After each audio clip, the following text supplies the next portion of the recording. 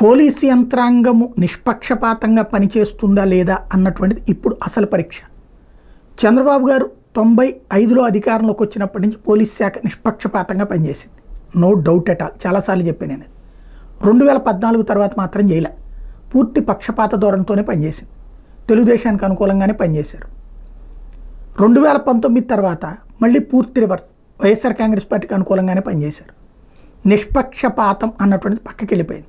అందుకే కోర్టుల జోక్యాలు ఎక్కువ అవసరమైనవి.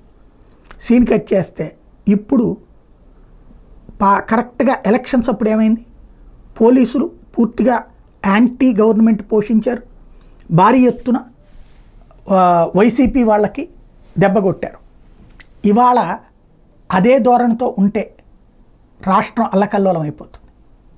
హింసాకాండని చేయడానికి కొన్ని అసాంఘిక శక్తులు సిద్ధంగా ఉన్నాయి. రాయలసీమ, పల్నాడు చాలా ప్రమాదకరమైన పరిస్థితుల్లో ఉన్నాయి. తలలు నరుక్కోవడానికి సిద్ధంగా ఉన్నారు, బాంబులు వేసుకోవడానికి సిద్ధంగా ఉన్నారు. ఇప్పటికైతే కార్డన్ సెర్చ్లు చేసి కొంత కంట్రోల్ చేస్తున్నారు. మొన్నటి టెంపర్మెంట్, ఎలక్షన్ రోజున టెంపర్మెంట్తో పోల్చుకుంటే ఎన్నికల సంఘం సీరియస్ కావడం కావచ్చు, అధికారులకి వార్నింగ్లు ఇవ్వడం వల్ల కావచ్చు, పరిస్థితి మారింది కొంతమేర. కానీ ఎప్పుడైతే ఎగ్జిట్ పోల్ సర్వేలు వచ్చినాయో మళ్ళీ ప్రారంభమైపోయింది టెంపర్మెంట్. ఇక ఇలాంటి పరిస్థితుల్లో పోలీసులు ముందు జాగ్రత్త తీసుకోవడమే కాదు, ఏ పార్టీ ఈవెన్ అధికారంలోకి తెలుగుదేశం వస్తున్నా సరే వాళ్ళ దగ్గర ఈ దాడుల్ని మాత్రం జరగనీయకుండా చూడకపోతే చాలా ప్రమాదకరమైన పరిస్థితి వస్తుంది. ఒక్కసారి ఆరంభమైతే మళ్ళీ కంట్రోల్ చేయడం కష్టం. 94కి ముందున్నటువంటి పరిస్థితులు పునరావృతం అవుతాయి.